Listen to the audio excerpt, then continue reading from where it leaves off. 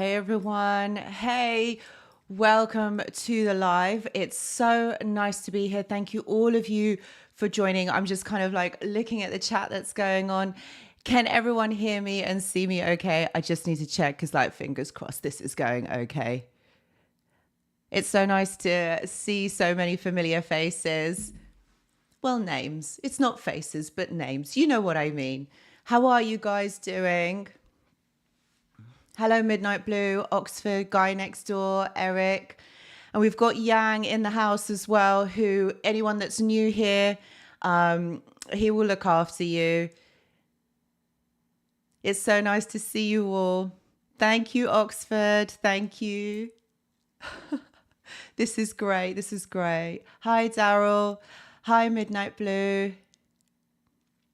How are you guys doing? So autumn, the fall is upon us. Hello, Margot.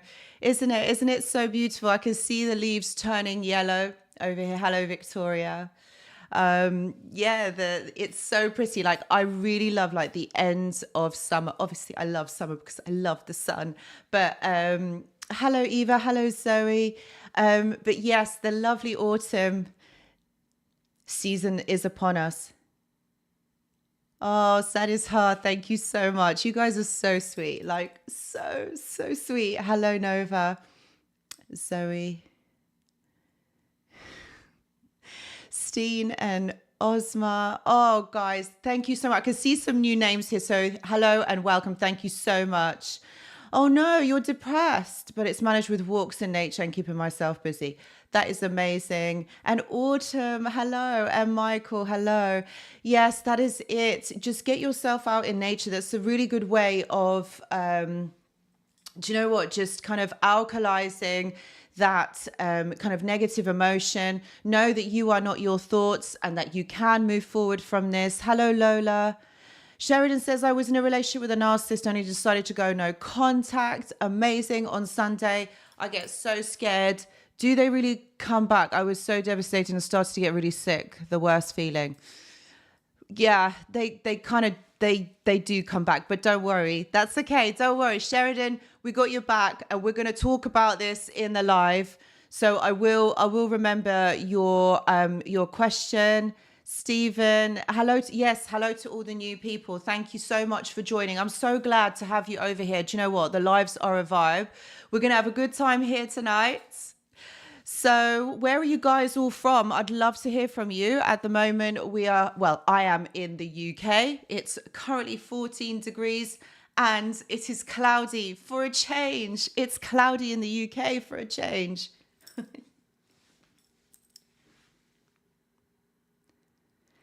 Thank you so much, Michael. Loving the new videos. I've pretty watched them also. Thank you so much. You are so welcome. You are so welcome. I've got some new content coming the rest of this week, obviously. We've got a great new video tomorrow talking about, actually, this is one of Yang's suggestions. It was about how the narcissist ruins your health, basically. Eva's in California. We got India in the house. Oh, wow. Northern Ireland, UK, Southeast, Denmark. Oh, wow. This is so cool. We got Norway in the house. West Coast, USA. Of course, Eric. We got Victoria in the north, and we've got Sheena in Australia. Yes, I was just going to say, it must be so early for you right now. 6 a.m. and walking my dog at the beach. We got Germany, Bavaria. Hello, Copavalence. No, don't worry, Sure. No, don't worry about it. It's fine. He probably hasn't seen it. We've got South Africa in the house. We've got West London in the house. Whoop, whoop, whoop. Do you know what, Zoe? I don't know. I don't know whether you're on the live, but I did actually used to study at a uni in West London. So I do know West London very well. Actually, do you know what? It was in Ealing, Hammersmith. That's where I studied. We got East Coast, USA. Amazing. So, my friends, today we're talking about... Oh, Oxford. Yes, of course. I just want to acknowledge my father today. I lost him on the 26th of September. Oh, do you know what, Oxford? Lots and lots of love goes out to you today. And I dedicate this live in remembrance for your father He was an amazing man. I do know from our conversations that he was an absolutely amazing person. So I dedicate this live to him. So we've got Montreal in the house as well. We've got Canada. I've been 2 weeks back now, potatoes, to eating potatoes in Norway. I hope you're enjoying the potatoes, the guy next door. Oh my God, Lisa, yes, 4 weeks no contact after 4 years of separation. Amazing. Mind-blowing how he treats me and our children. Yeah, it's always the kids that unfortunately, you know what, unfortunately get it the worst. So I completely understand. Bless you. My heart goes out to you. Charmaine from the Netherlands. Is it really autumn? Storm Agnes is coming for a visit tomorrow. Didn't you, whoever's in New York, I know that there was a storm last week or something like that. Because when I was talking with clients, they three mentioned that there was a storm and it kind of missed New York. So I'm really happy about that. Oxford, you are absolutely welcome. You are absolutely welcome. This live is dedicated to your father. Just want to acknowledge Oxford. We'll send a big hearts to you. Thank you, Sheena. I'm so glad that the channel has helped. I really, really am. Thank you very much. Okay. So today, my friends, we are talking about the narcissist and do they have any regret in the way that they have treated you, in the way that they have, made you feel. So we're going to be looking at that today. So we got Yang back in the house. I hope you enjoyed your food, your tortillas. 2 years apart and he wants to go to therapy. What gives? I probably wouldn't believe that. Schaffhausen. There's probably a reason why he's going to therapy. There's always an agenda, isn't there? There's always agenda with these people. Leanne says 45 days of no response. Despite 2 recent hoovers, the struggle is real. Leanne, do you know what, my dear? You will get through this, okay? And it always goes in these time points. I did a video on this, because they go in these time points that sometimes,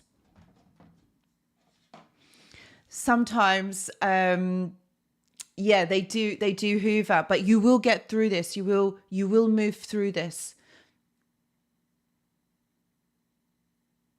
I do think it is, Mark. I do think that narcissism seems to be a global epidemic. Or is it that we're actually noticing it a lot more nowadays? I don't know where that is part of it or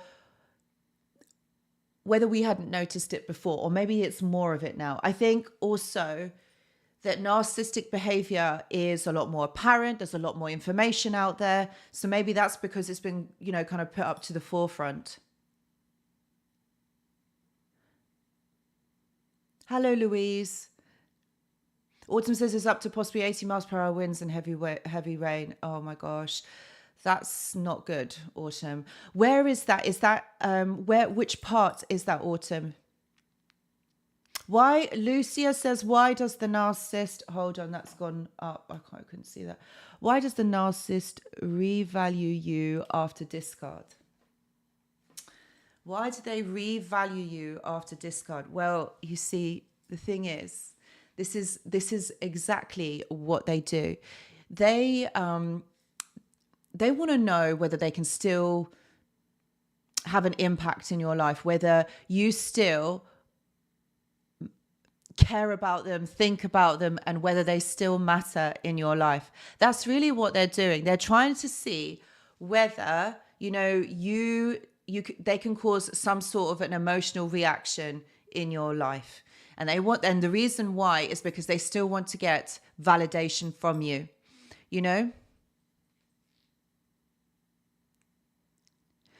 So that's what's happening. Sorry, I'm just sorry. I do read the chat, so I do apologize. I'm so sorry.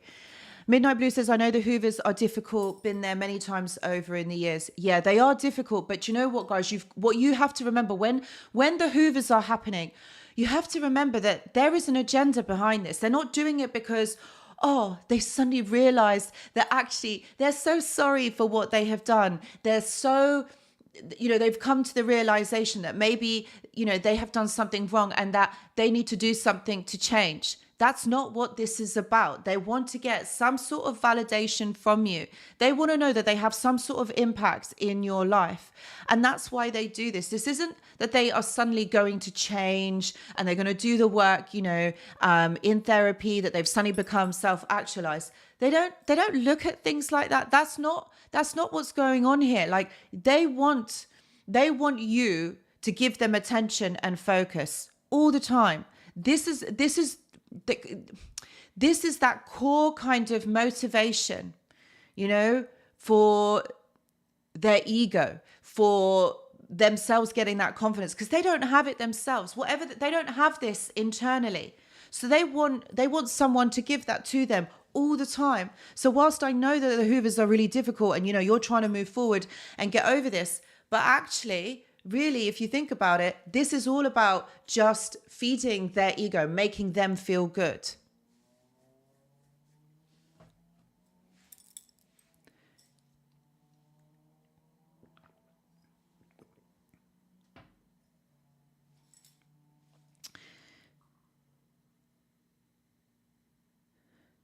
Yes, guys, if you're enjoying the live, and those of you that are not on the live chat, that's absolutely fine. If those of you are just watching, please do press the like button. I really, really would appreciate it. It helps with the algorithm and to get that information out there. So thank you so much. Schaffhausen, yeah, of course your ex is going to say that he wants love and that he understands what does he actually understand, that what he has done, the damage he has caused. Of course he wants love. He wants you to love, you to provide the unconditional love. So you've got to be aware, like if you listen to what they're actually saying, to what, words and things that they are saying, they will tell you. They will tell you exactly what they want from you. So you have to understand that this isn't a two-way thing. This isn't about a relationship where you guys will grow together, like you'll come together, you're both on the same page and you want to grow in this connection. It doesn't happen like that. Hello, Sarah. I am being blocked by my ex-narcissist girlfriend, but she still stalks me. Ozma, isn't that so typical? Of course they're going to be watching you. They want to know what you're up to. So yeah, they're going to be watching your every move. So if you can block, I probably would do that. But if not, then be careful what information and what things you post on your social media. Oxford, yes, I didn't bring my tea. I ran out of time actually to make it. So all I've got is my water.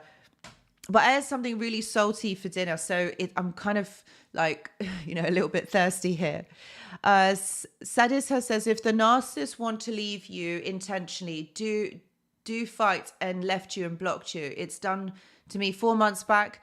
Still, she's not reached out to me, but I'm always afraid she will come in the future. Do you know what I would say to you, Sadisha, she's probably keeping tabs on you. She probably wants to know what you're up to, which is why she's watching you. Which, yeah, there probably would be some sort of contact in the future. So just be aware, have your boundaries, just know, prepare yourself, okay? Prepare yourself that this is something that probably will happen. So, yes. Hello, little Carol. Lovely to see you too. Michael says, oh no, this is going so fast. Guys, I still can't believe this is a real thing and these people exist. It's absolutely mental. It is mental, totally mental. Hello, Lisa from Edinburgh in Scotland. Eric says, Anushka, I know you got family all over Europe, but I hope one day you move and set up shop in Greece. I will. I'm learning a ton about Greece. You're a natural fit there. Anyway, none of my business. Ha ha ha. No, I will be moving to Greece. Oh, you're so funny, Eric. Yeah, no, I will be going over there. I think I'm going over later on this year. Not sure when yet, but it's happening. I can't wait. It's such a beautiful place. Love the energy there. Guy next door says unconditional love towards the narc, but they still set conditions on others as they are hypercritical by nature. Yeah, of course they are. They always put these conditions and expectations of others, and they want you to fulfill those expectations. That's what it's really about. They want you to give them attention and focus. That's what it's about. And they're not going to reciprocate it. They basically want that from you. They want you to keep doing that for them, but they're not going to do that for you. No. They're not going to do that for you. They just want you to do that for them. That's how it works. That's why it's a very transactional relationship. That's why everything is based on conditions and expectations. It's very toxic. You know, they have this expectation that they want you to do this for them. This is not going to change. Please believe me, this isn't going to change. Just because they're with someone else doesn't mean that this is going to be different and they're going to, be the most amazing person. Things like this don't happen in these types of relationships.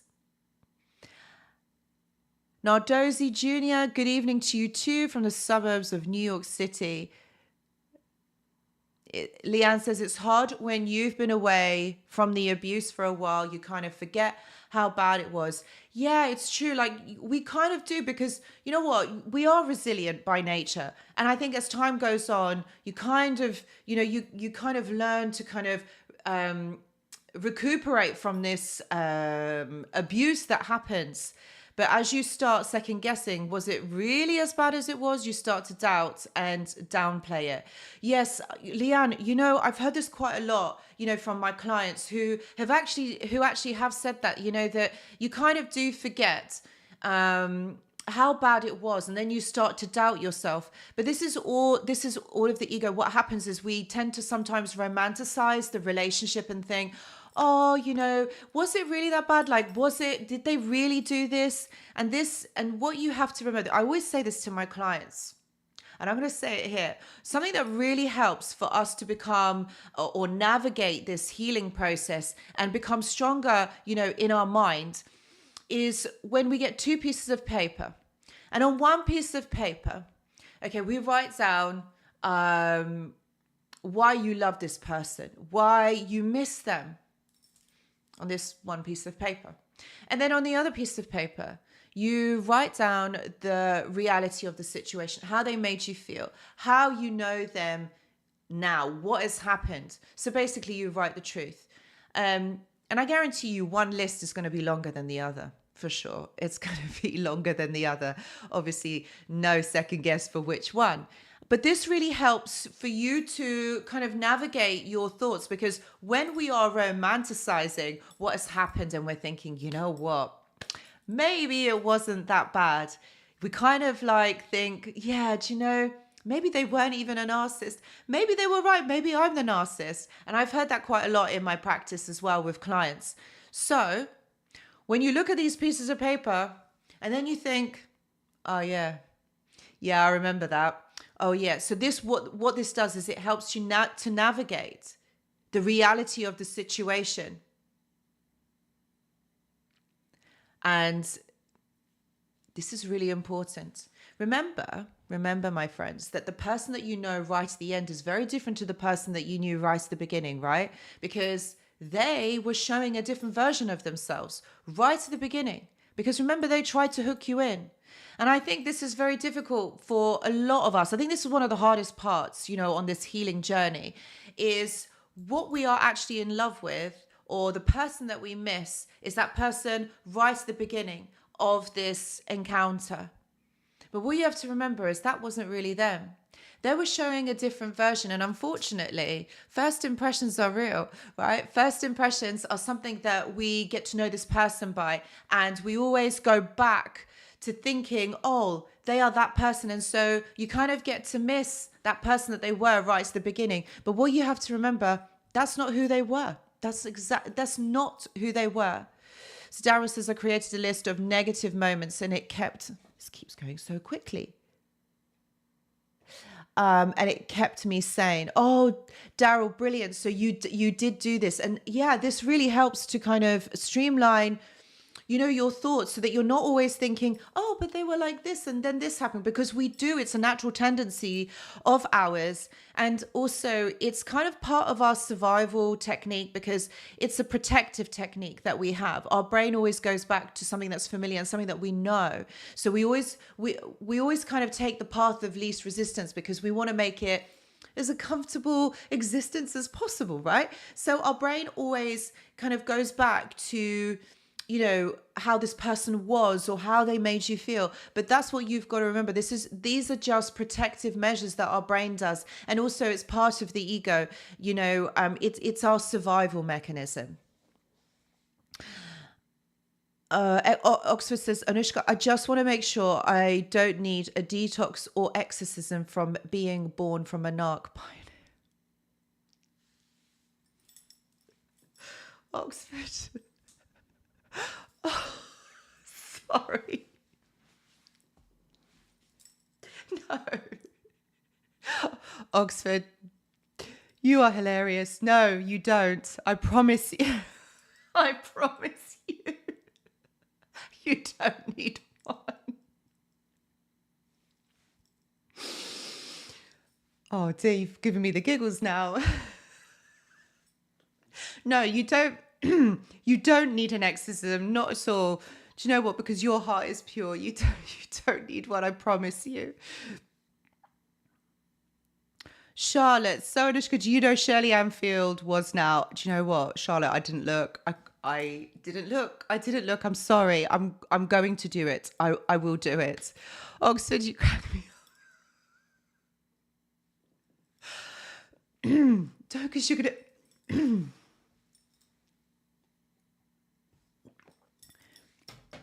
This is not good, because then I can't stop laughing. So, yes. I remember the last time that I got giggles so bad, I've got to tell you. This has just reminded me. It was me and my sister. We were a lot younger. And we had gone to church. And my mum and dad, we were driving. We had all gone to church. It was a Sunday. And me and my sister, we had got the giggles. I can't remember what we were doing. I think we were pulling faces or something like that. And we couldn't stop laughing. And oh my God, my dad was so angry at me, because I'm the oldest. So he's always like, Anushka, you've got to be good. You've got to give example to your sister. And we could not stop laughing at the mass. Oh my gosh, it wasn't good. And I remember I literally could not hold it in. I could not hold it in. And so I just don't want that to happen again here, because once I start laughing, that's it. Anyway. Oh, Charlotte, I'm sorry. Do you know what, my dear? I will have a look. What Shirley Ann looks like. I think it's because there's similarities. I look like her. Even today, do I look like her now? Oh, guy next door, bless you. Thank you. We don't miss or love the narc. We love who we thought they were. That's very true. And the good times we had with them. They put on a mask in the beginning. They are con artists who faked their way into our lives. Do you know what? That is true. They are con artists, and they do fake themselves. Because you know what? Like, you're right, because they don't actually really know themselves. They don't actually have an identity. And I think as they go on in their lives, they kind of take bits of identity from people. Zoe, it's a thing. Like, this so happened to me. It wasn't good. My dad was so angry with me for the whole week. Anyway, sorry, I digress. Yeah, like, they just take bits of everybody, like, because they don't know who they are. So they just... they just take bits and bits of everybody else. So it's like, who the hell are you? Like, who are you? But that's exactly what they do. And so that's really, what's happening.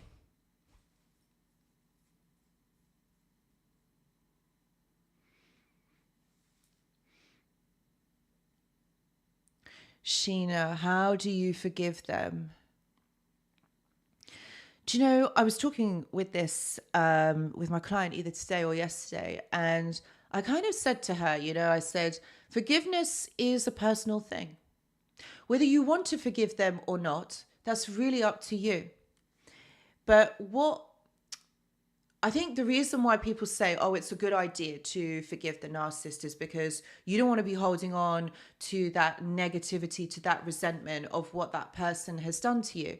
But if you're not holding on to the resentment and, you know, you're in a better kind of like mindset, and you're not holding on to the resentment, because ultimately when you hold grudges and when you're angry at people, it only damages you, doesn't it? In the long run, it only damages you. So if you haven't got resentment for that person and you're okay, like, you know, you're not overthinking this, and you know, you're kind of like moving on in your life, then do you need to forgive? If forgiveness helps you on your journey, then yeah, forgive. But most of all, I think the first thing that you have to remember is to forgive yourself first. I think that's the most important, because you didn't know. And if you had known, you would never have stayed. So you were tricked or you were conned into this. So forgive yourself first. And then if you want to forgive them, then that's up to you. But there's no right or wrong way of doing this. Fazila says, do you think they use...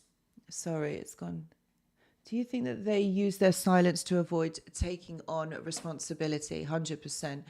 This is exactly what it's about. They don't want to take responsibility for their actions. So they never give you closure. So they never take responsibility, because if you're going to give someone an explanation on why they have done or why they had done this, then you've got to take the responsibility to actually change. And narcissists don't want to change, because if they're getting their needs met, why do they need to change? This isn't about you. This is about them. And that's what they make it. They make everything about them. So they're not going to give you explanations. And actually, in order to give closure, in order to give an explanation, you have to tell the truth. Now, since when do narcissists tell the truth? Tumbleweed moment, like, no, they never say the truth. So they're not going to tell you the reality. Sorry, I cannot get comfortable. They're not going to tell you the reality of the situation. So the closure really is your end. It's what you understand from the situation. And actually the closure is that they are a narcissist, that they are toxic. The end.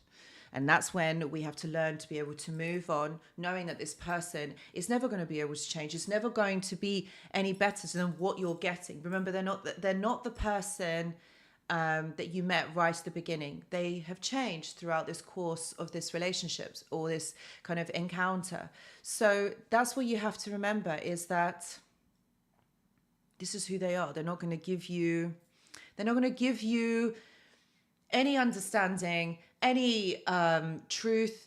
And also, if you're going to give truth, if you're going to say your truth, you have to be self-actualized. You have to have the guts to tell the truth and face the consequences of your actions if you have done any wrongdoing to that person. Since when is a narcissist going to do that? They're not. Guys, if you are enjoying the live, I'd really, really appreciate it if you would press the like button. Those of you that are watching and are not on the chat, that's absolutely fine. I hope that you're enjoying the live stream so far. But I really would be grateful if you were to hit the like button. This would really help, with the algorithm and for getting this information out there. And if you have any questions, I would say hop on over onto the live chat and get your question over. I probably will be answering it. Guy next door, thank you. Narcissists avoid accountability like the plague, and that is exactly it. That is what they do. Of course they're going to avoid accountability because they don't want to give you any explanation. It's like what I said, why should they? If they're getting their needs met, why are you going to complicate things? If things are working, then this is what they're going to do. And so that's it. They're not going to take accountability. Guy next door, you are absolutely right. They just avoid it. Absolutely. Zoe, thank you so much. Yeah, they're narcissists. They are toxic. The end. That's it. They're gone. Bless you. Thank you, Zoe. Celia says, problem is we will never forget them. They were probably the person that hurt you the most and did not care.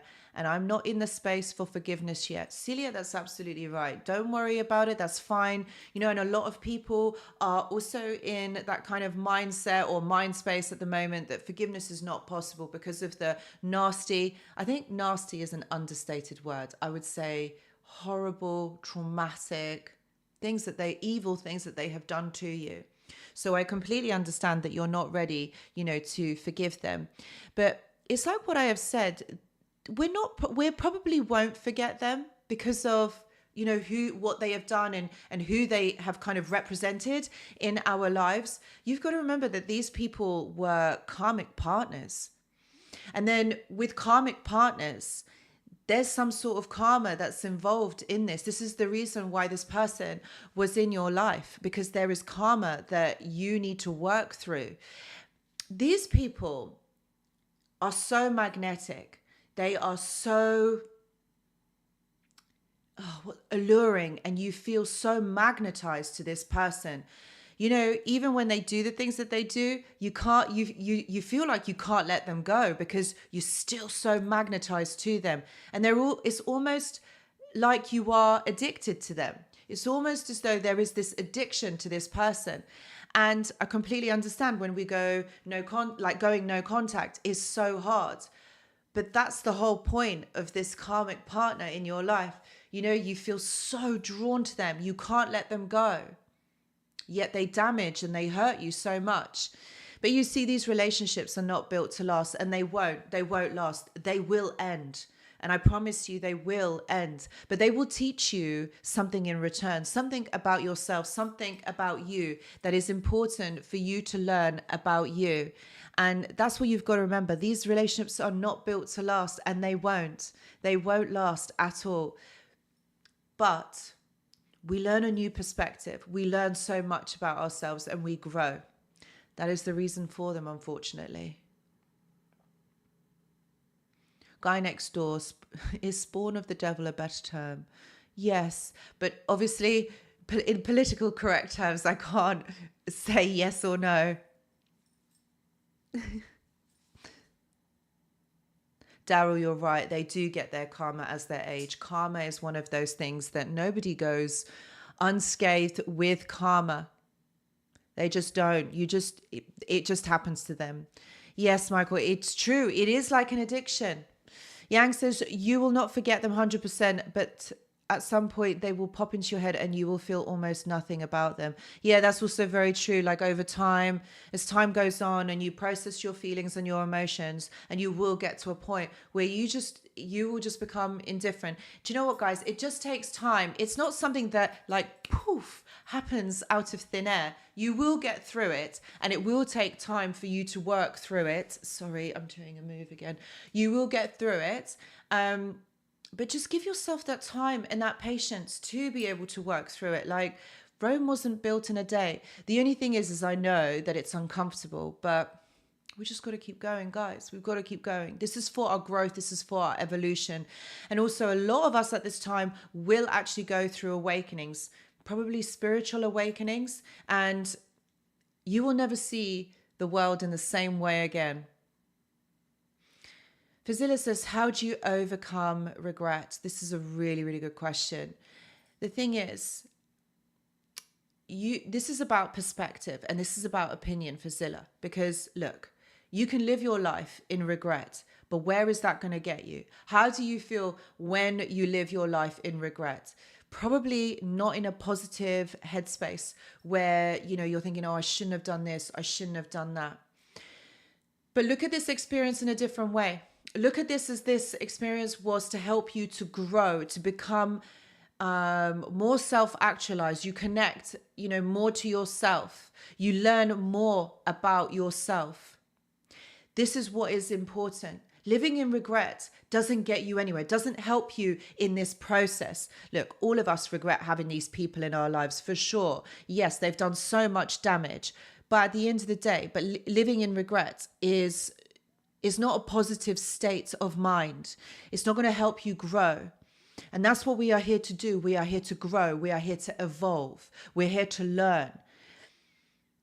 So living in regret, Vasila, if you can help it, don't do it, my dear, because it's not going to help you in terms of moving forward. And it also, think about it, it keeps you in a victim mentality. It keeps you stuck. Okay, and you don't want to be stuck here. We want to be able to progress to the next stage, to the next level, to learn more about ourselves. That's what is more important. If you're going to sit there thinking, oh, I shouldn't have done that, I shouldn't have done this, that is very chastity. Oh, here we go. It's very, I'm going to use another word. It's very constricting. It keeps you imprisoned in a certain mindset, in a certain way of being. And so you think, oh, I shouldn't have done this, I shouldn't have done that. And then this kind of spills out into other parts of your life where you're thinking, yeah, I shouldn't have done this, or I shouldn't have done something. But that's not how we need to live our lives. Look, these people we're here, they come into our lives, now they've left. What do we learn from this? Because these people, okay, we got to learn. We learn about ourselves. What can we learn about this experience going forward? And that's how we got to look at it. Don't look at it as regrets if you can. I know it's not always easy, but don't look at this in terms of regret. You got to grow. You got to grow and evolve.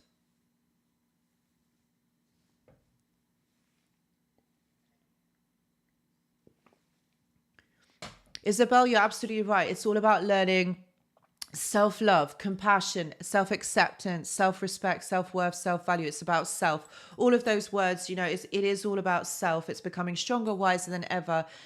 Difficult, but opportunities for growth. And unfortunately, we have to experience trauma in order to grow. Because look, if we get too comfortable and too complacent, we don't grow. We stay stuck. We stay comfortable. I know we could look at people around us and you think, you know what?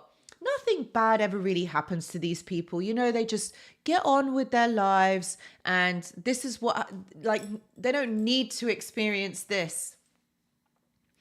But if you're not if you don't feel uncomfortable, or if life just goes along, it just becomes rather boring. I know that a lot of us want peace from what has happened, but when we experience trauma, this is our invitation to grow, to experience different things, to be able to reevaluate our lives and grow from that. This is about evolving, learning. And that's why these narcissists, that's why these people are put in our path. Unfortunately, they are, but trauma causes growth. So let's look at this in a positive way rather than in a negative way, in a closed mindset. We won't grow, guys. Lisa says, the best thing, I was called a narcissist confusingly. It gave me reason to read all about it. This is good. This is really good. So confusing the narcissist. Absolutely. Guy next door says, I learned to love myself, putting myself, my loved ones, and tranquility above toxicity. It's very liberating feeling. And you see, that's what we learn about ourselves, isn't it? Guy next door. We learn these things about ourselves. We connect back to ourselves, and that is the healing. That is the healing, my friends, isn't it?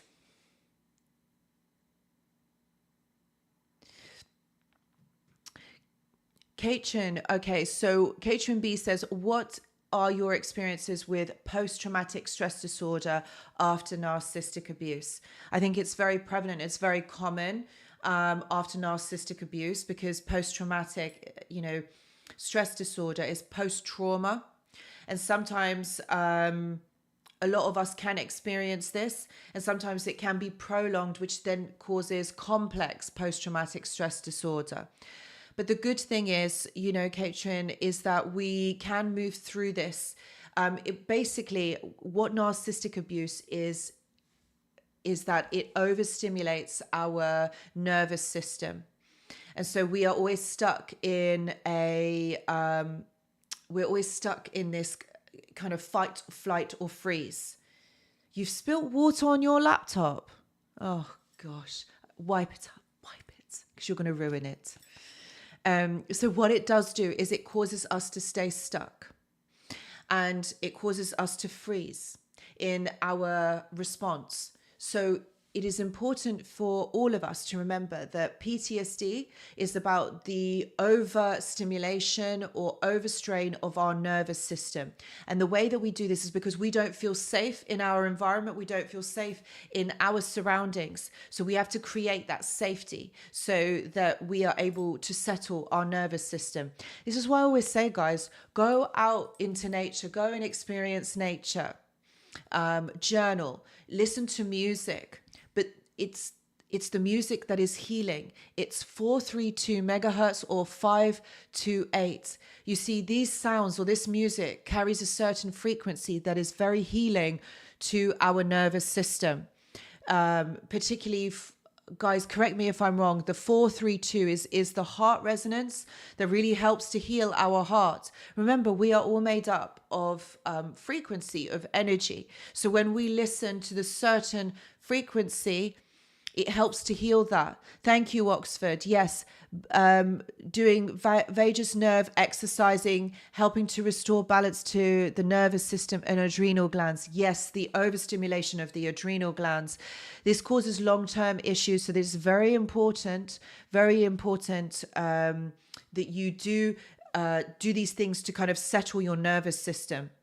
Because the thing is, once we overstrain our adrenal glands and our nervous system, we have a predisposition to keep doing it again and again. So it's something that we have to keep on top of, and also be aware that this is something that we can reach that point again, or we can re-trigger them. I hope that makes sense. Sorry, I was kind of like thinking ahead. What's the next thing I was going to say? I was just trying to get that information. So I hope that makes sense. Isabel, you're absolutely right. This is also about healing inner childhood wounds. This is like really important, that you actually like acknowledge that and learn what your childhood wounds are. Yang, are you okay? Did you manage to wipe that water from your laptop, or have you completely broken it now? And that's the end of Yang for tonight. I hope not.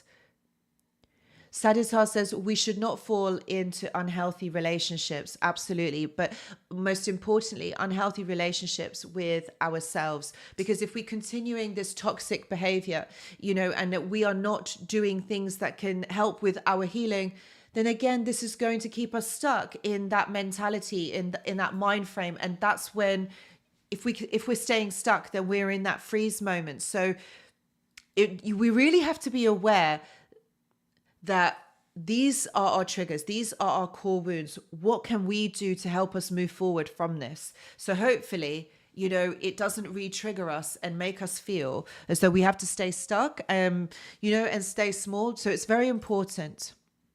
Yes, you're absolutely right. Music is amazing. Guy Next Door and even created an ARC playlist that I sometimes listen to. That's amazing. I'm so glad that you do that. And this is important that we do this, because this can help us, elevate our mood, make us feel better. It's important. Music is definitely.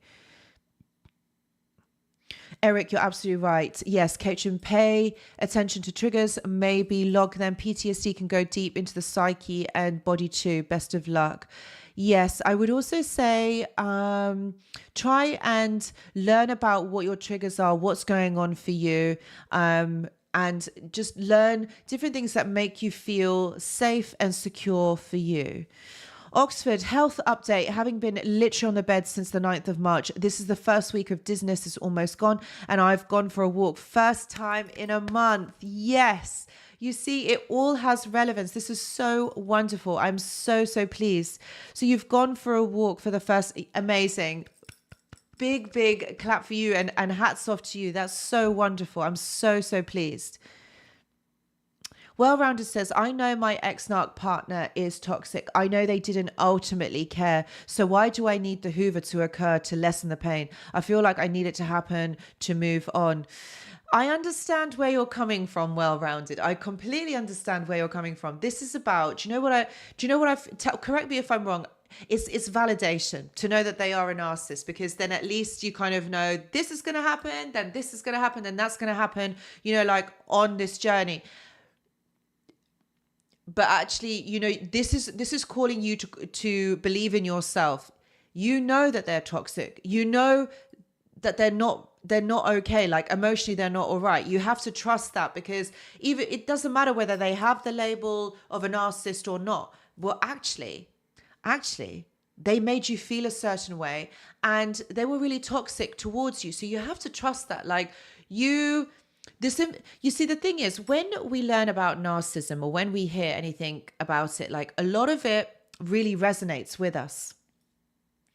And it resonates for a reason. Even though we don't have the diagnosis for the narcissist, we don't actually know that they are narcissistic. But what I want to say is that this information resonates with you for a reason. It's because it makes sense.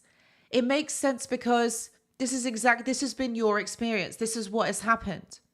And that's what we've got to remember, guys, is don't second guess yourself.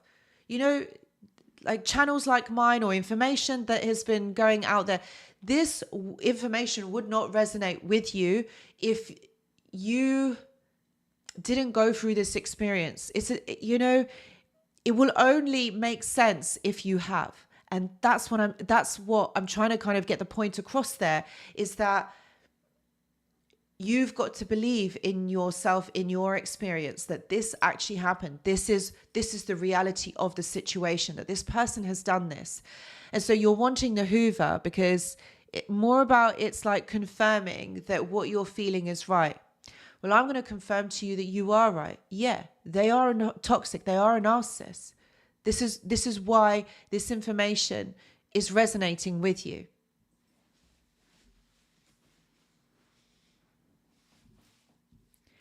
Yang, are you okay? Is your laptop all right?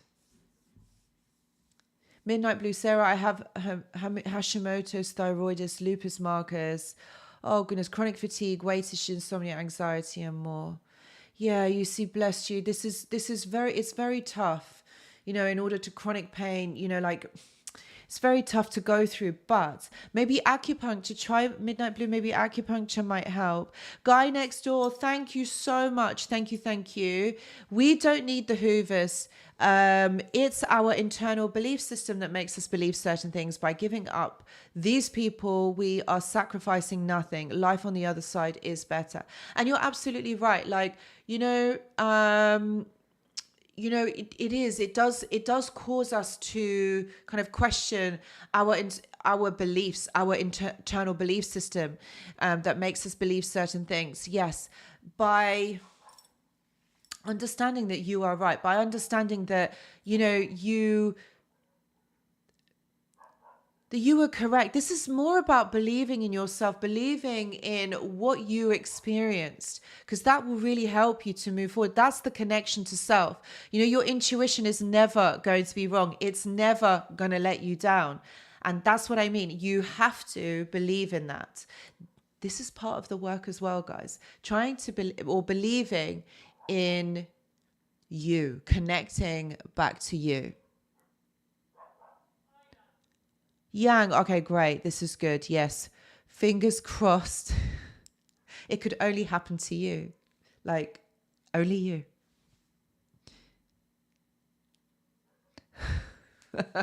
Yes, Louise. Yes, Yang. Are you on a lilo, on a pool, or by the beach? Yes. Louise, you're class. You're so funny. Celia says, Osma, I'm not sure, would think introverts get more affected. Maybe Anushka can explain better. Introverts get okay, so I think that what you're meaning is, do introverts get more affected by narcissistic abuse than people who are more kind of overt and more able to verbalize how they feel? Is that what you mean? If you could just type the question again, I'll try and look for it again. Thank you.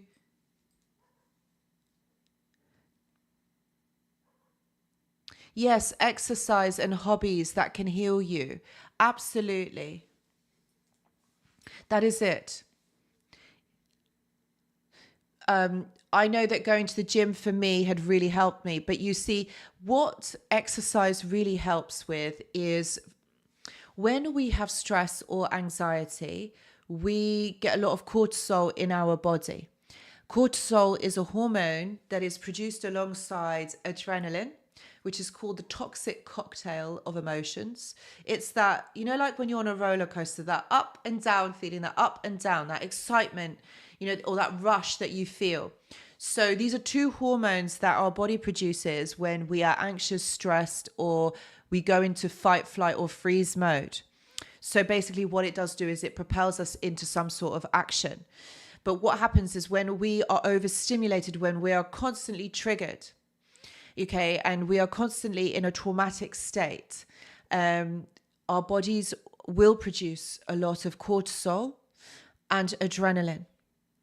So it's very important for you to drain that from your body. So a lot of water will really help. Exercise, moving around, because what you're doing is you're trying to get that blood flow so that the blood can kind of carry it or drain it from your system, which would really, really help you. Having prolonged levels of cortisol in your body, actually what it does do, because this is such a toxic hormone that the body produces, it actually just rots our internal organs. So because it's delivered within the bloodstream, it goes all around our body and attaches itself onto the weakest organ or the weakest part of our body. And what it does do, it exasperates it. So it's very important for you to be able to drain that, you know, exercise, even walking, like, because you could do it this twofold. Walking, you know, in nature, you know, on the beach, you know, by a forest, by the woods, that is what will really help.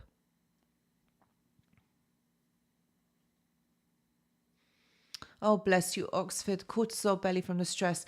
But lots of water and exercise. Now, my dear, that you're able to get around and walk, this will really help. But water will help to flush it out of your system. Like coconut water will really help as well because it's charged with electrolytes.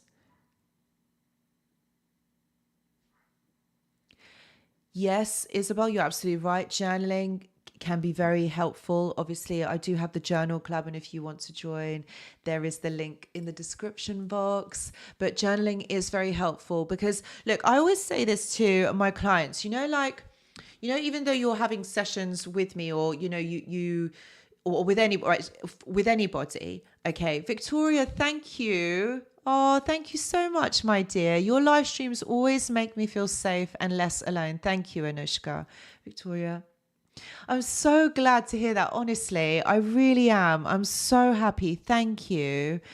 I'm really glad that you don't feel alone. You're not alone. You're in the company of some really lovely, supportive, understanding, compassionate people.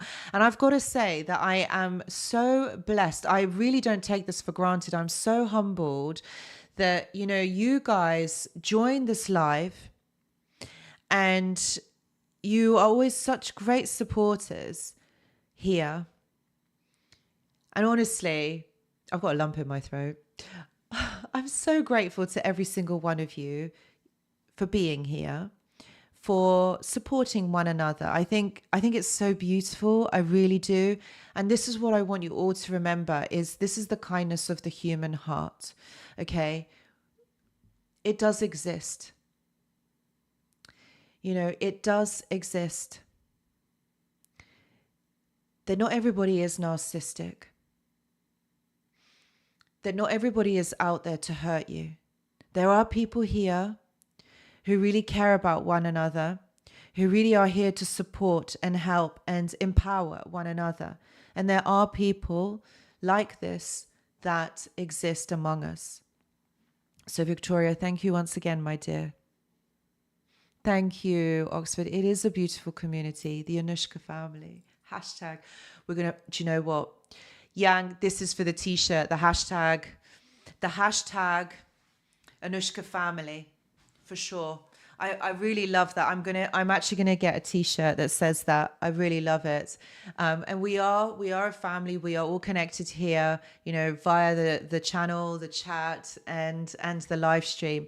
You know, and I'm really glad that this is a good source of support for all of you. So yes, merchandise will be coming soon. Me and Yang will be designing them. So, you know, stay tuned because we will be obviously updating you. But this is something that me and Yang had talked about earlier today about merchandise that, yeah, we will be getting some out there. Because I just think, yes, t-shirts, mugs and candles. I think it'll be so lovely just as to show the unity above, with us. So it's, and something tangible, you know, that you guys could have, and just a reminder. Yes, Eric. Yes, I will. Oxford, I promise I will make it. Yes, Eric, hoodies. Yang, I hope you're writing this down or taking notes because I'm not going to remember. So yes, definitely. Hashtag Anushka family is definitely going to be one of them because I do consider you all as my family. And those of you that are watching, I just want to say thank you so much. I know that you don't maybe participate on the chat, but that's okay. That's okay. All these lives are for is to help you, is to know that you're not alone, as that we are here for you. All right. Thank you, Kevin. Yes, the lovely roses.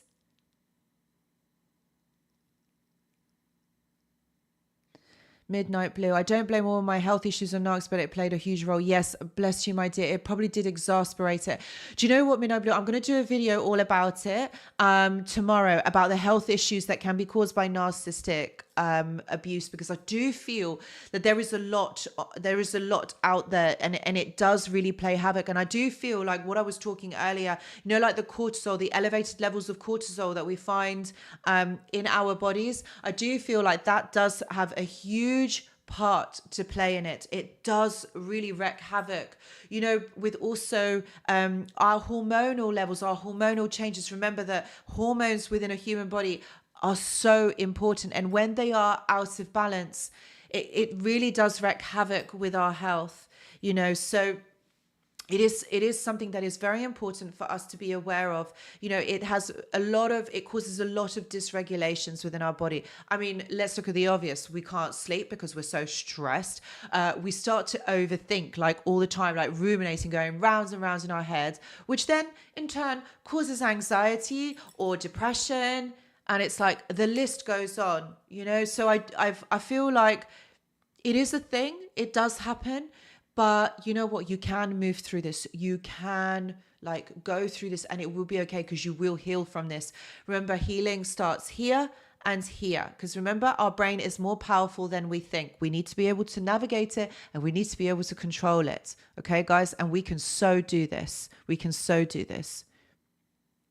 T-shirts. Yes, Louise, we will get T-shirts. We will have candles. Candles, yes. Oh, guy next door. Yes, not your minion. Yang, can you write this down? The hashtag, not your minion, please. Because I won't remember. Yes, Oxford, don't worry. We'll get a mug out to you. A black mug that says Ask Anushka in purple. Okay. No worries. Yang, I hope you're writing all of this down because there's no way I'm going to remember. Truly a great battle. It is a battle. And you know what? This battle, you will move through this. You will move through this. Okay? Because a lot of us here, because we're doing the work, it is helping us to move forward. It is helping us to kind of learn to connect back to ourselves, because that's really the healing. That's the most important thing, is to be able to learn that actually you were a great person before this narcissist came into your life, and you're going to continue to be a great person.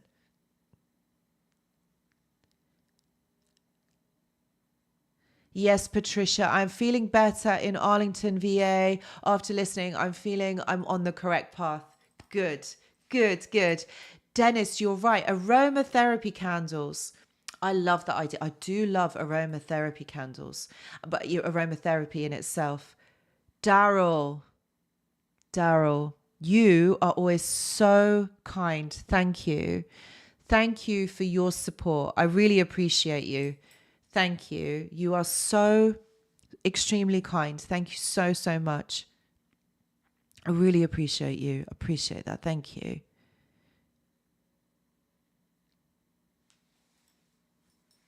I'm so touched, honestly. I'm like, oh my God, thank you. Yes, practicing to be present. That is also so important as well. Being present, being in the now. Because remember, we have a tendency to overthink, to always think, oh, we need to do this. Oh, we need to do that. And when we have anxiety, this also causes rumination and our thoughts to, to be rushing, and we're thinking, oh my God, but what about this? And what about that? And, like most of the time, we're always thinking, right, I need to cook this for dinner. I need to do this. I need to buy these groceries. I need to do this. I need to do that. I need to reply to that. We're always overstimulated. So it is really important, for example, to stay present. And the way that we do that, we've got to train our brain to stay present. Training our brain is, we could do a few things. Like, for example, journaling really helps, because that helps you to stay grounded and in this moment, because you're literally having a conversation with yourself, but it's on paper. Okay. The other thing that's really important as well is meditation, because that really helps for you to kind of center your mind and stay here in this moment. You're not thinking. Remember, this is going to take practice, because this doesn't just happen just like that. Believe me, I've tried, and there's many times that I stopped doing it, but actually meditating really helps. And there's a lot of apps. There's a lot of, I've got meditations on my website as well. There's lots of apps like, I think, is it Mindspace, Insight Timer. I use that one quite a lot as well. And there's a lot of meditations on there that we listen to. YouTube has meditations, free ones as well. So this will really help to navigate your mind, navigate your thoughts. Remember, my friends, you are not your thoughts. Okay, you are not your thoughts, and you have to be able to really understand that you don't have to really fall into the trap of thinking and ruminating and overthinking. You are not your thoughts. Okay, so you have to take control of them, stay present. Music really helps with this. So this is what I mean, with the meditation, affirmations. This really helps us to stay present, because this is really helpful in terms of grounding and being in the moment right now, experiencing right now. Do you know what? You'll get to notice a lot of things that maybe you have missed previously. Yes, Midnight Blue, the looping. Yeah, the looping in the thoughts and things like that. The looping keeps you stuck. The overthinking keeps you stuck. Not being able to be present and always thinking about this, ruminating, this also keeps you stuck. So it's important that you learn to train your brain, train your mind. You're creating new neural pathways. And I know I talk about this a lot, because neuropsychology is something that I've always been interested in. I did my master's in that, my clinical master's in neuropsychology, because what I want you guys to remember, hold on 1 minute,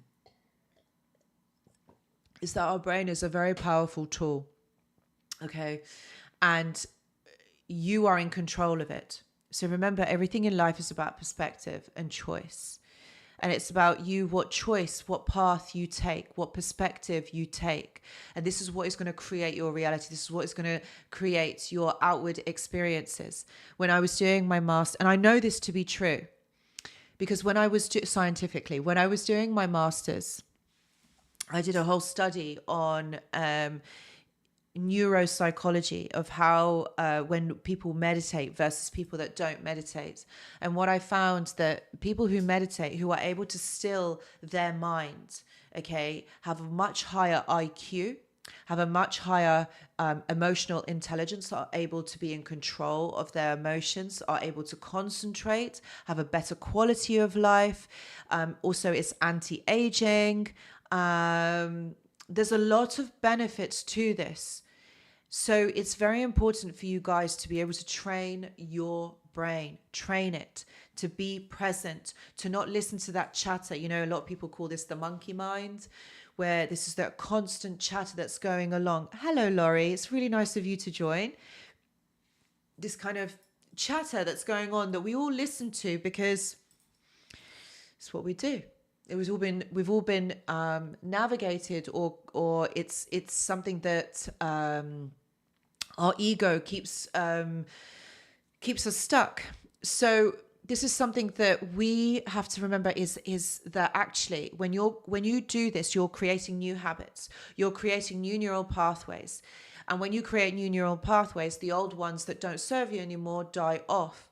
So it is important for you, okay, to create these new neural networks. It takes 3 weeks, 28 days to create new neural networks, all right, ones that serve you. So you've got to keep at it, my friends. You've got to keep at it, because I tell you something, after day 7, no, actually after day 5, you're going to be like, this is weird. I think I'm just going to go back to what I'm used to. But that's the trick, my friends. You've got to overpower this, and you've got to keep going, okay? This is what is important, to create new neural pathways that serve you. This is how you create a new awareness. This is how you grow. Remember, it all starts here. This is the most powerful organ in your body, or the most powerful muscle in your body, your brain. Learn to cultivate it. Learn to control it. Learn to make it work for you. Don't become lazy. You've always got to keep going forward. Healing is going to take its toll on you. Yes, you're going to feel exhausted. You're going to feel tired. You're going to want to take naps in the day. I do. I really do. I think I had about 2 naps today. I didn't sleep very well last night, twice. So napping, for those of you that can do it, I really encourage you, because I am the queen of napping. I don't nap every day, but I need it just for a boost. Okay. So for me, having a little, like 20-minute to half an hour sleep really helps me. It just, I don't know, it does something to me. It recharges my batteries. So yes, I remember when I worked at the hospital, and I'd have to get there really early, because I'd have to get there for like handover. So, you know, the handover, it always was at 8 a.m. So you'd have to be there at 1:45, because on the wards they'd hand over. So like different patients that were coming in overnight, and what was going on.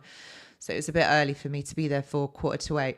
Anyway, I would at lunchtimes actually just go and sleep in the car. Or if there was a spare bit, I would just kind of sleep in the chair, just make sure no one noticed me, because that was embarrassing when I got caught. But it was okay. I only got caught 2 or 3 times, but usually I'd go into the car. But yeah, so yeah, napping really, really helps. And I kind of can fall asleep anywhere. If I really need to sleep, I can fall asleep anywhere, practically anywhere. Yes. Anyway, so creating new neural pathways really helps. Oxford, yes, intermittent fasting. I'm due a fast, actually. This helps to reset the body. And I think we talked about this actually a couple of weeks ago. We were saying about intermittent fasting. So on day 3, the body is able to replenish and re-cleanse itself. So what would be really helpful if you do like 3 days, 3, 5, 7, 10. 10 is pushing it, because I don't think I could do 10 days of that. But yes, intermittent fasting is so good, so important. Thank you for reminding me. I think I'm going to do that. I always go like on a juice fast. So that's something that I need to do, from all that wonderful food that I ate in Greece and couldn't stop eating. And now I need to go on a fasting reset. I totally do. Thank you, Oxford, for the reminder. Big props to Daryl helping Anushka. Yes, thank you, Eric. I checked what new Apple MacBooks run for creators. It's costly. Yes, my MacBook, it's on its way out. It's actually dying, so I don't really use it that much. Thank you. You're a hero today where I couldn't be. Mad respect. Thanks for helping us. Oh, Eric, thank you. And Daryl, thank you so much. I really appreciate both of you. I really do. And Daryl, big hearts, big hugs to you. Thank you. Yang says, put a pillow under your feet and take a nap for 20 minutes. It will change your life. Yes, 100%. 100%. That 20-minute nap literally changes my life. Yes. No, not a scotch. No, we're not. No, not scotches. All right. Sometimes, not always. Not going to say that it's not a thing, but it's for medicinal purposes. Fasting is healing. Isabel says, yeah, that's so true. It is. Absolutely. It's so true. Just don't fast on your happiness. Brandon, I love that. That's so good. Just don't fast on your happiness. Yes, your happiness is what makes you. It's happiness what really helps to elevate your mood. And also think about the hormonal changes when you're experiencing happiness, when you're smiling. Do you know what? I'm going to set homework for you guys. I don't know why this came into my mind, but sometimes what I encourage my clients to do is smile. Just smile when you go out. Like when you go grocery shopping, just smile at random people. And you'll find that the nice people will smile back. And it's really infectious because it makes you feel good. It's a really nice exercise to try. The ones that don't smile back, well, they're just miserable and they're stuck in their ego, and that's fine. They can carry on being that and doing that. But yeah, just smile at random people. Honestly, I used to do this. I do this obviously in the UK and in Greece, but I tell you something, more people in Greece smiled a lot more back at me than they did in the UK. I don't know. Maybe it's the weather. It's probably the weather. I'm not saying that UK people are miserable. I'm not. But yeah, I just found that they smiled a lot more reciprocation, I would say.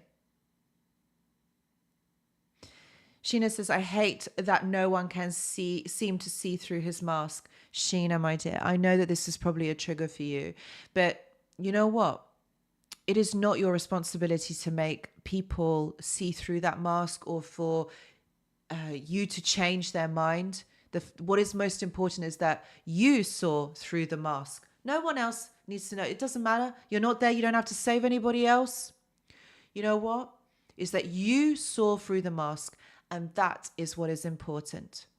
They are great actors. They're really good at being able to hide. They're really good at being able to manipulate. And you just don't know. You just don't see through those toxic traits that they have, those emotions that they don't seem to display at all, and be so negative and so absent. But it's not your job. Remember, it's not your job to make anyone see this. What is most important is that you saw through it. Yes, Zoe, nice people always smile back. They do. Nice people always do. Kevin says, I love doing that at the grocery all the time. Yeah, so do I. I love doing it as well. Or like when you're driving in the car and you kind of let someone go and they're like, oh, thank you. Oh, thank you so much. And you're like, most of the time I end up laughing to myself because they're so thankful that you let them go in traffic.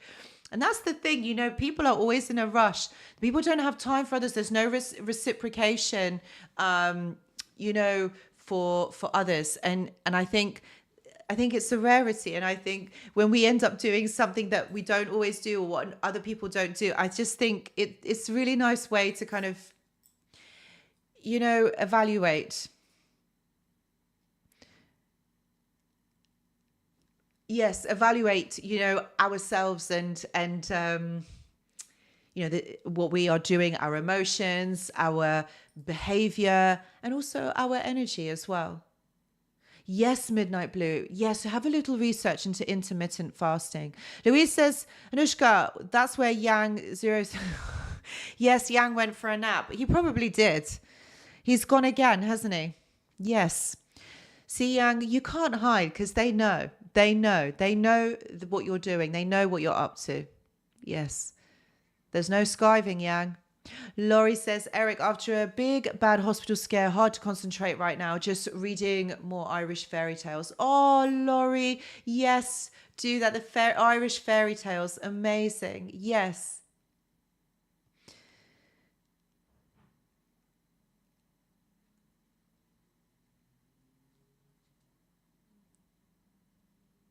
Steal hidden joys from people like us. Thank you, Oxford. I'm so glad that you're thinking this is a brilliant live. I'm so pleased. Okay, so Yang is still with us. He hasn't gone for a nap. That's great. And you didn't break the laptop as well. This is really good. You're doing good. You're doing good, mate.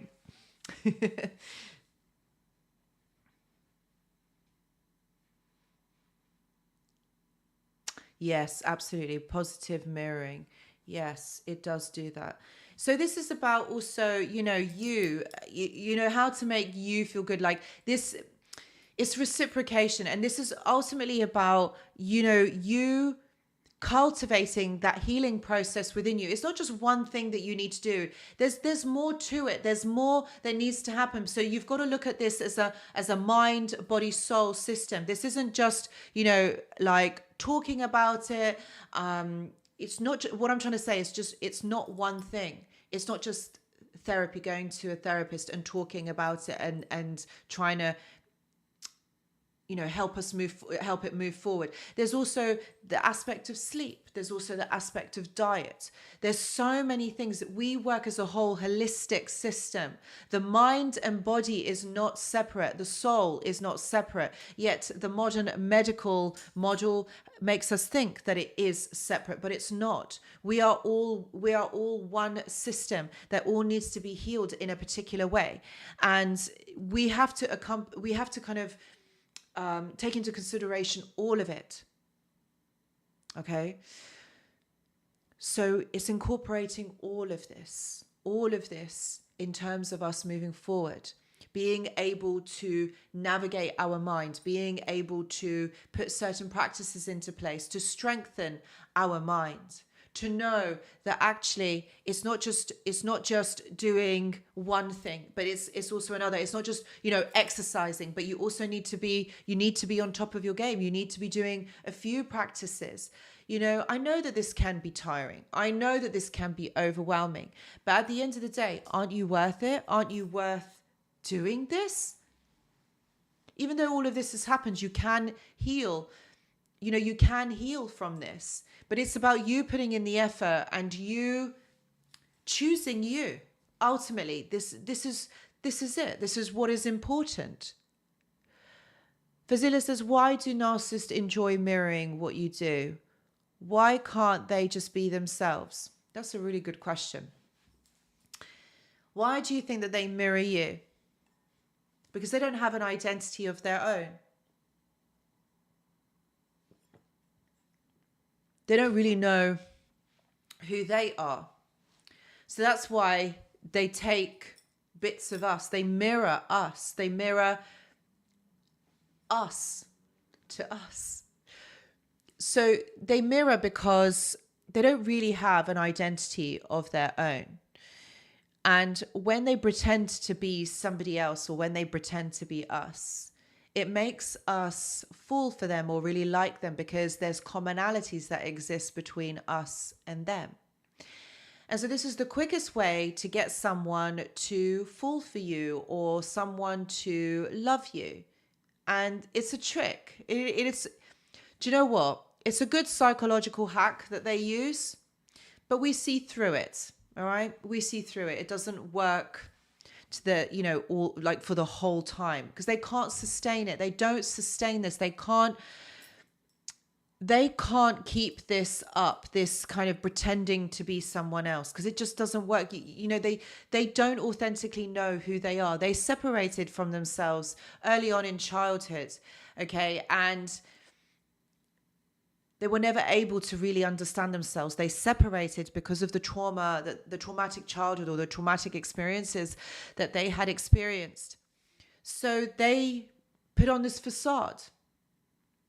It's very egotistical because it's their way of surviving in their environment. It's their way of surviving in this world. So they tend to mirror others because they can then pretend to be somebody else. They can pretend to be someone who they think that you are going to like. So that's why they pretend to be you. They choose you. They see these qualities and these attributes that you have that are yours, and they want to be you. So this is very much a luring technique. This is very much something that will trick you into staying in a relationship with them and loving them and giving them validation. That's ultimately what it's about. So you have to remember, okay, my friends, that this isn't real. It's not authentically them. And in the end, you see through it. How many of you, okay, I'm going to ask this question to you guys. How many of you were able to see through the mirroring stage. How many of you were able to see that the narcissist was pretending to be you?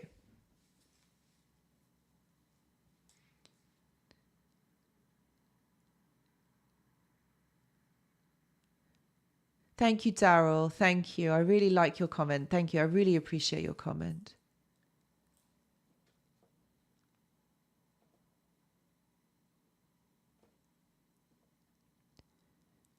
Yes, Isabel, you're absolutely right. Narcissists are predatory. They are predatory. And they do pick certain people for their qualities. You are right. Guy next door, thank you so much. Thank you so much again. They mirror in order to give us the illusion of what they believe we want to see. They are chameleons who shapeshift and blend in order to maintain their facade. They use mirroring to tie us down. Guy next door, you're absolutely right. You know what? This is exactly it. This is exactly it. They mirror you to keep you trapped. Okay, they want to keep you trapped with them. That's why they do it. That is what they are doing. They are wanting to keep you trapped with them. They don't want you to go. They don't want you to leave. No, my friends, they want you to stay forever and be able to provide attention and validation like all the time. That's what they do. Because it matters to them. That is what matters the most to them. So think about it. When you take away something that matters to them, so like when you go silent on them, or when you go no contact, do you know how much they actually hate this? They absolutely hate this so much that you are not giving them any attention, any validation. And this is why they come back, because they're like, hey, have you forgotten about me? Hey, I'm here. Look, hello. Have you forgotten about me? That's what they're doing. They are trying to provoke a reaction. But what you've got to remember is you've got to respond by continuing to be silent. Because remember, what are you going back to? What are you going to go back to? Hell. That's what you're going back to.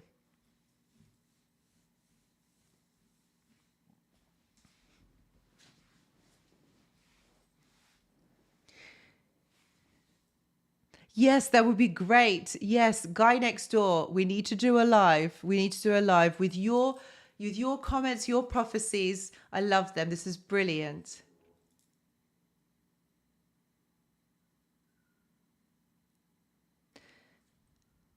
They live off you, yet look for pity from outsiders. Fazila, this is also very true. They also do suck that energy from you. They do live off you, because they can't create that positive reinforcement for themselves. They're not able to self-soothe. So they look to you for that reassurance, for that validation. That is exactly what they do. So it's important for you to be able to take your power back and learn that actually they can't live without you. It's not the other way around. It's actually they can't live without you.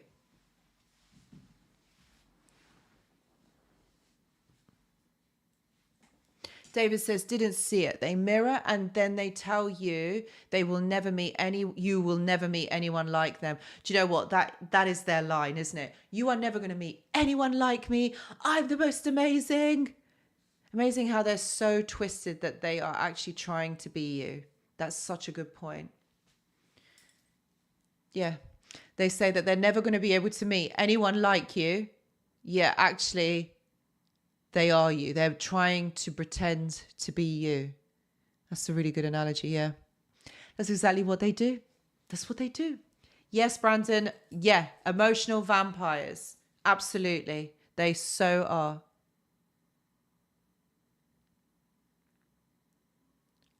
Unblocked in 5 days. Now it's hell to pay. Ari, bless you. Oh dear. Just, you know what? You can still block him. Just block him. It's fine. Save yourself the hassle.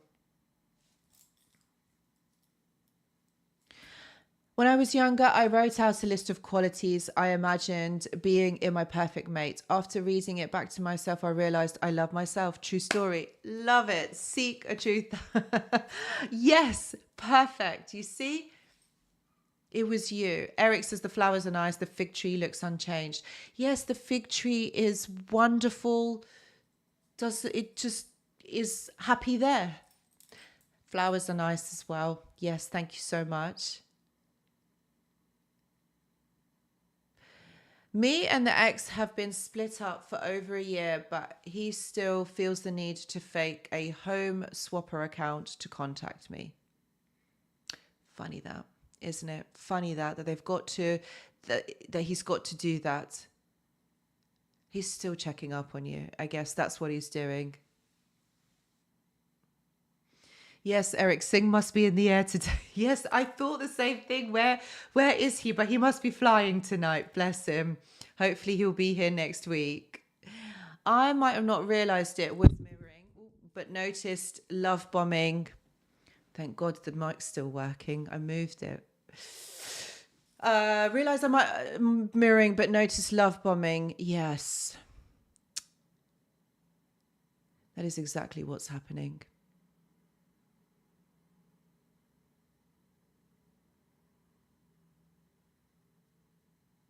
Sarah Bella says, I'm trying to picture him like a 2-year-old throwing a tantrum. Yeah, they are very emotionally immature. You know, if they were emotionally mature, they wouldn't behave the way that they do. And that's what you got to remember. Like, their behavior is strange. It's very, you got to think like, how do they reach these certain conclusions? It just shows that actually, the way that they think, the way that they are,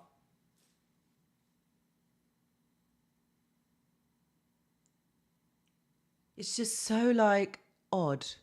I don't know about you guys. I don't know how else to describe it. It's very odd trying to understand their behavior. And it's very immature. And that's all it is.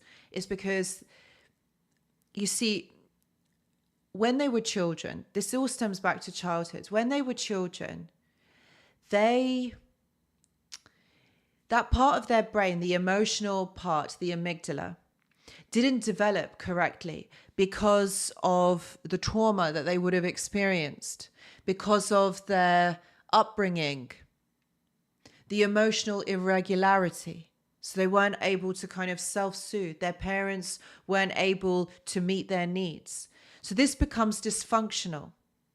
So the correct neural pathways weren't formed as children. So now as they get into adulthood, they're not able to regulate their emotions. They're not really able to understand themselves. So that's why they come across as quite strange. That's why they mirror. There's a lot to it as to why they behave the way that they do. But really it's to do with not neural pathways not forming correctly within childhood. Ari says they are shapeshifters when then you start gaslighting yourself. Yes, because you don't believe it. That's a really good point. You do start doubting, actually, did I see that correctly or did I understand that correctly? But yeah, that's literally because you don't trust yourself. And what is the moral of the story? What do we always say here? Trust you. Learn to connect back to you.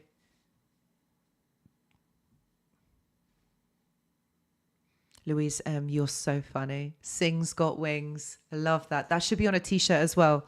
That actually should be on a t-shirt for him specifically. I love that. Sorry, guys, I can't seem to get comfortable.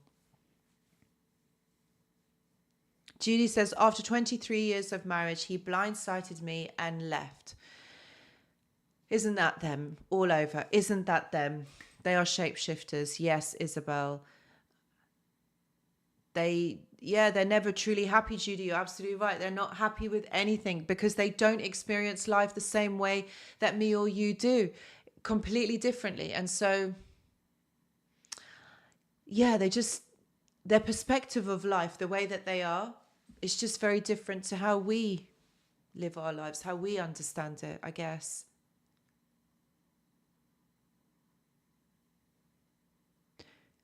Anxiety is real. Thank you so much, Guy Next Door. Thank you. The terrible twos never end with narcs.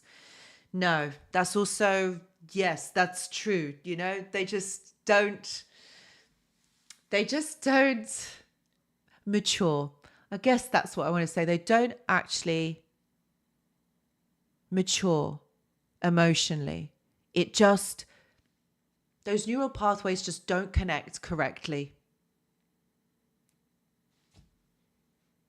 You see, that's the thing, you know, like this, I've always wondered this, you know, because a lot of people have always kind of asked me, like clients have asked me, you know, narcissists stay stuck. They stay stuck in a particular mindset, okay? And they don't change because things are working for them. So if things are working for you, why are you going to change?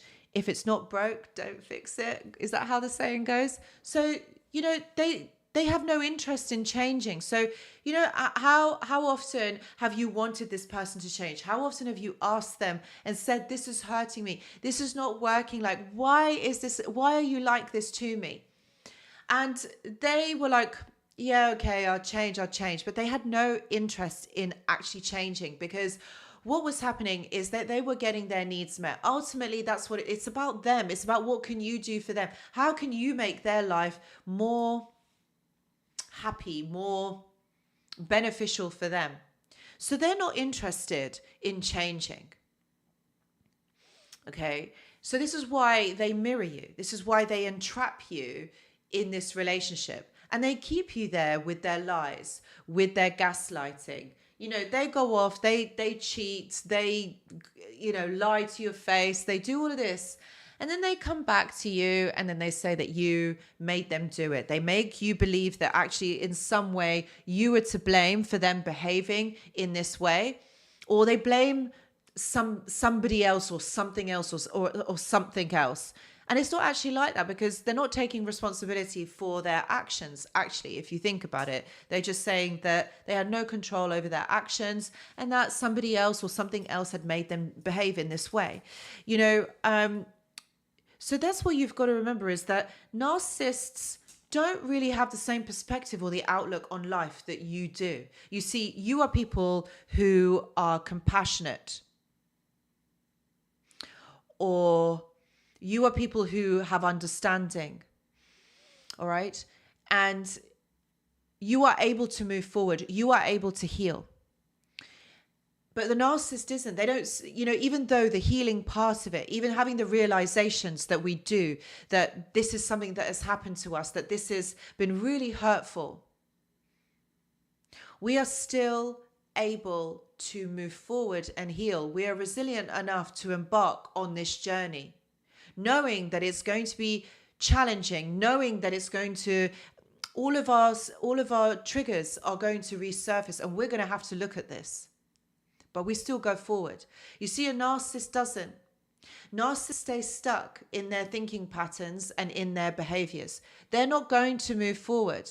Yet they are the ones that really would benefit from doing some actual therapeutic work, some soul work, some shadow work. They don't do it because they're not strong enough. They're not resilient enough, like you, my friends, to embark on this journey. It takes guts. It really does. It takes guts to be able to change your behavior, remain consistent, doing this repetitively over and over and over again. It takes guts and it takes courage, my friends. And you know what? All of you that are here on this live, that is you.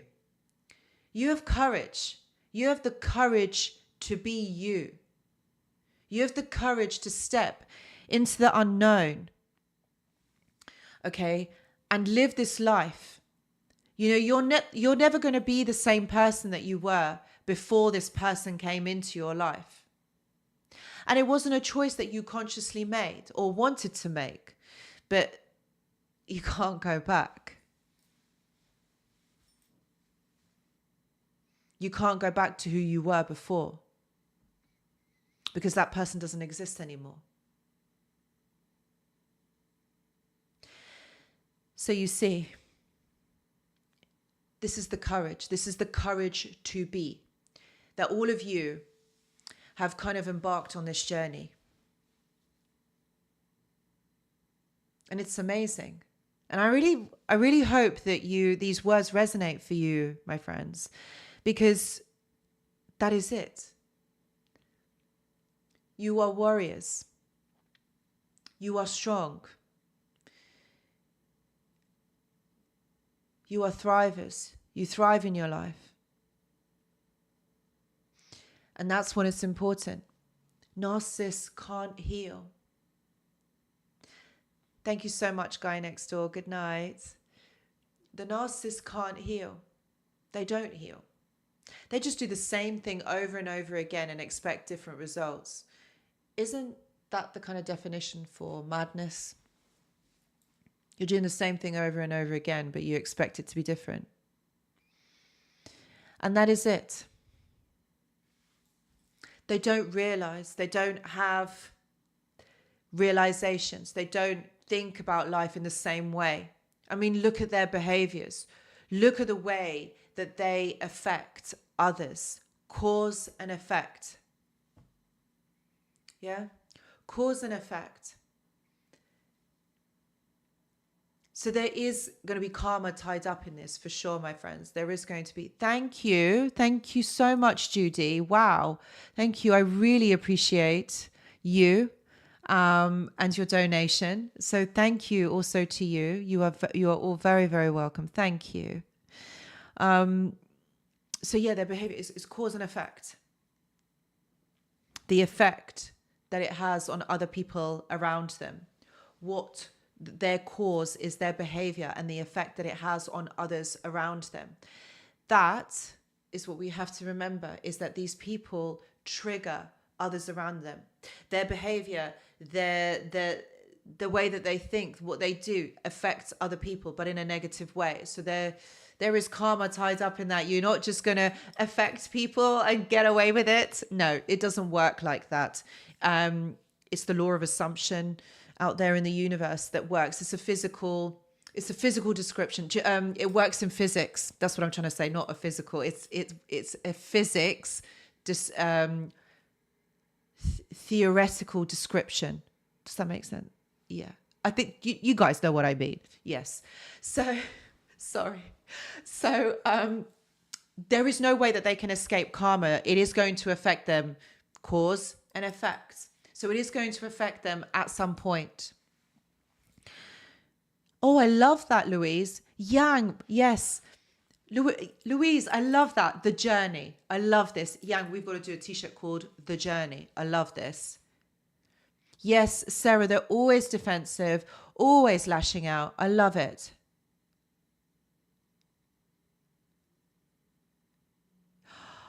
Oh no, Oxford, you've dropped the ancient into your, fish it out, quick, fish it out. You're literally having a Yang moment here. He's spilt water on the laptop. You've dropped the amethyst angel in the coffee. Oh no, it's chipped and you've dug out the wing out. Just glue it back. It'll be fine. Just glue it back. It'll be fine. It's okay.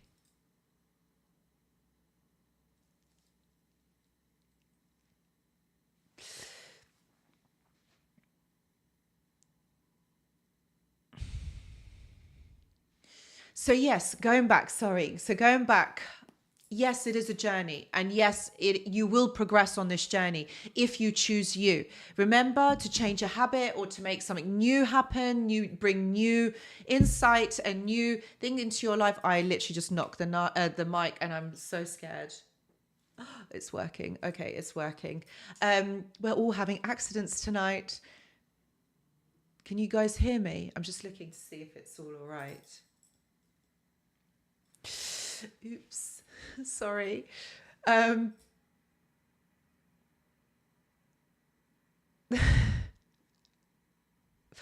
Yes, Midnight Blue, it does take courage to change.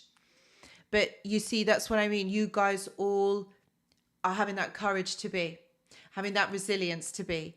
And like I said, it takes 3 weeks, 28 days to change a habit, to create new neural pathways. And that's what you've got to remember, is that, okay, brilliant. Thank you, Oxford. Because I was thinking I've mucked it up again, but no, I seem to be going all right. It seems to be on a roll. So it's about choosing yourself, isn't it? It's about choosing you, picking you, because you are most important. And Goat Buddy as well. We are having accidents tonight. We're all accident prone. Buddy, I hope that Goat Buddy, I hope you can just, mop that up or wipe it up. Oh, Tahima, thank you. Thank you so much. Bless you. Thank you so much for your donation. I really appreciate it. Thank you. What is up with us, guys? Oh my goodness. Dennis, that's a really good point. Maybe being exposed to normalcy facilitates healing. Yeah, just you know what?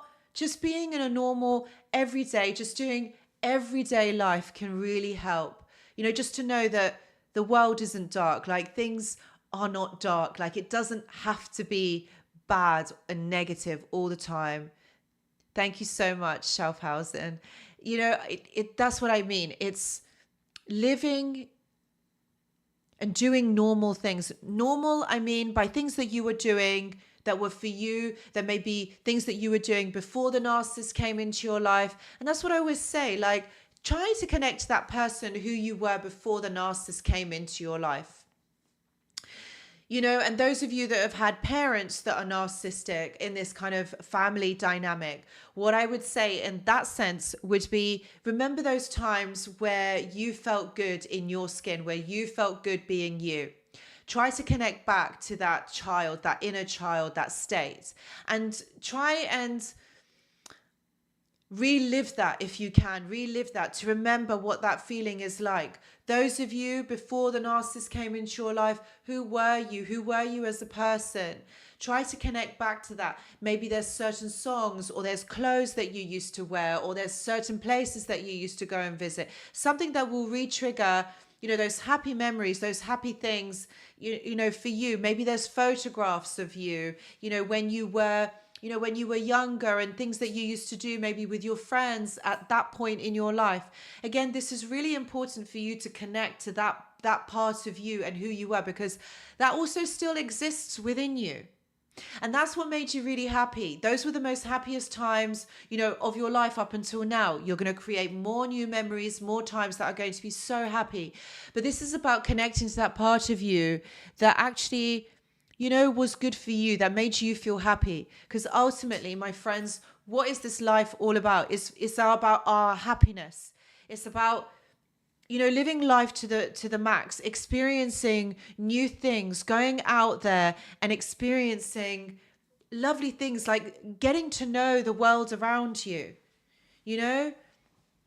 Like I used to be, I traveled by myself the first time last year, actually. And I was so scared. I don't know what I was thinking or why I was thinking that. But you know what? Now I would travel the world by myself. I'm not scared. Do you know what came into my mind as I said that? Did any of you see Home Alone? Of course, a lot of you would have seen Home Alone. And when Kevin's saying, when the burglars are, outside, and he shouts, "I'm not scared anymore. I'm not scared anymore."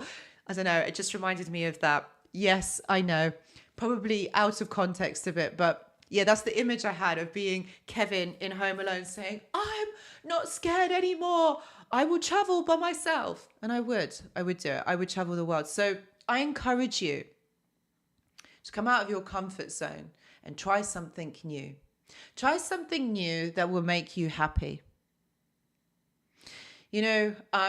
Another thing that I haven't done, I know, Judy, how cool is that movie? I only watch it at Christmas because it's a Christmas movie, but I watch it every Christmas, and I know all of the everything that they say in the movie. I read the lines, I say it as they're saying it. So yeah, that's how many times I kind of watched it. So yes.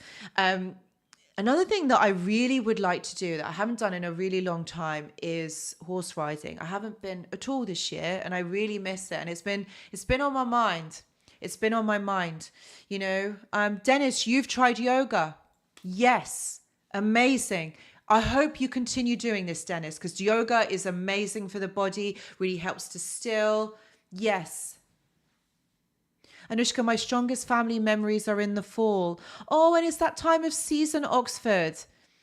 This would be a really good time to kind of reminisce that good moments, that good time. Yes.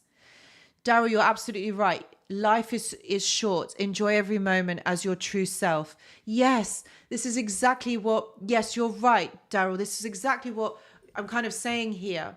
Laurie, thank you, my dear. Thank you so much. Anushka, this space you've created, your help and friendship over the years.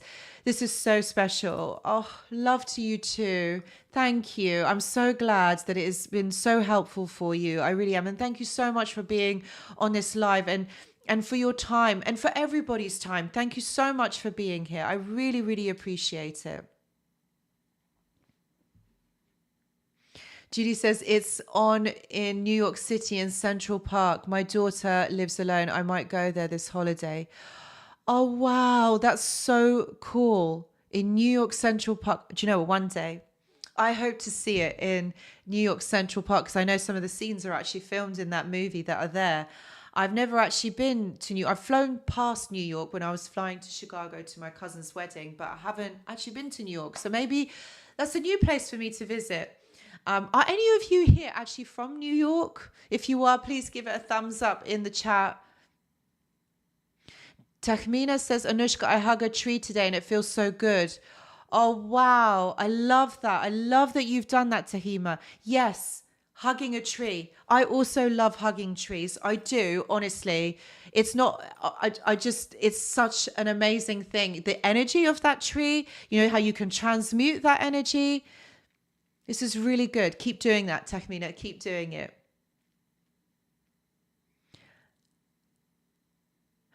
Schaffhausen, motorcycles, fishing, manicure. Yes. Fishing is also very therapeutic. Absolutely. Yeah. Isabel says, the theme of the day, broken pieces, maybe an analogy. Maybe. Yes. Yes, Judy, horse riding is so relaxing. I love it. Yes. Yes, I haven't been. I need to go. I really need to do it, guys. I really need to do it. Oxford says, Anushka, come to Boston and my son and I will drive you to New York for the weekend. Oxford, it's a done deal, my dear. It's a done deal. I'm coming over to see you. But that means you've got to come over to Oxford then. And I'll show you around Oxford. Love trees and nature, so healing. It is. It is. Nature is so healing. That is actually the medicine. If you really think about it, nature is the medicine. And that's what heals us. That's what heals your nervous system. We have everything, all the resources, everything that we need is around us. We don't need to be taking synthetic things. You know, all of this is around us. So we just need to tap into that knowledge. Also earthing, getting your feet, your bare feet on the ground, you know, getting those negative ions from the earth. This also really helps to calm anxiety. Very, very important. You're very welcome, Midnight Blue. Broken open for light to break through. I love that, Isabel. Exactly. It's about that light to come into your life. You know, life isn't meant to be hard. It's not meant to be so constricting, so difficult, so full of anxiety, full of like triggers. Life isn't meant to be like that. It's meant to be there for you to enjoy, for you to live, for you to have like the best experience. But you know what, guys, we've got to be able to provide those right conditions for us in order for us to do this. So this is what I'm saying. It's really important for you to be really mindful of this. Our lives are not meant to be going to work 9 till 5, working so hard every single day. You know, it's not about that. So this is more about you expanding your mind and seeing past the veil, seeing for what this experience, this life really is about. Okay. This is about you. All right. Enjoying your life, living it to the max, living it to your highest potentiality. But you've got to get there. You cannot give up on yourselves. All right. You came here to have this experience on this earth. And this experience, you're not going to have it in the same capacity Okay, so it's only once. This is your life. This is one life. You only get one chance at this. All right? So it's important that you make the best of it. Make the best of it for you because you deserve to. All right? And it's your responsibility to have this best experience. So what can you start doing for yourself today that is going to make sure that you do have this positive experience? You know, so if you are suffering with depression at the moment, or maybe you're ruminating, maybe you're overthinking, you can't sleep. So for example, if that's you, try to get some regularity within your sleep. Sleep hygiene is very important. If you can't sleep at night, don't get annoyed with yourself. Don't get annoyed with yourself. If you're overthinking at night and you can't sleep, again, don't get annoyed with yourself. Distract yourself with other things.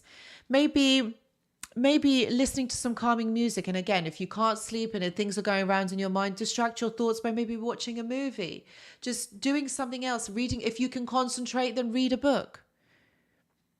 And then you'll find that your nervous system will calm down because it's going through something, it's processing something. Don't get annoyed with you. Be calm, be kind. Just take your time, okay? That is what is important. And you're right, Isabel, resistance is suffering. Let go of that. Live the best possible life that you can for you, because that is what is important, you and your experience. So I've just looked at the time. I could talk for another hour because I've really, really enjoyed this live. I really have enjoyed talking and answering your questions and being here. Sarah says, can you tell me what's a good book to read? Okay, so one that I'm really like rereading and re-listening to get again is Becoming Supernatural by Dr. Joe Dispenza. Like, his work is just on another level. There's that book. There's also Eckhart Tolle, and I've forgotten the title, The Power of Now. That's another really good book. These are good books to help us navigate our minds and actually understand that we don't live in this box. There's more to this. There's more to this, that we have to be able to expand our minds to be able to see this. This is the leveling up that I'm talking about, my friends. This is exactly it. And it's really important that you get that information, okay? And you learn, you educate yourselves and you learn. Look, you guys don't need to be learning all about narcissism or still kind of going on and on. Just learn different things. Yes, if those of you that are early on in your journey and you still need to learn about narcissism, yes, continue doing that, but also couple it with maybe some other kind of work or other information that will help, you know, expand your mind, see things differently, look at things differently, have a different perspective, because this is really important. Love, yeah, Eckhart Tolle, he's amazing. He talks about, he talks about the ego and how we need to drop the ego and look at yourself outside of that, which is really, really important. You know, yes, Oxford, I'm so coming to yours for brunch. The New York Deli brunch. Yes, I'd love to try that. I'm coming over to yours, Oxford.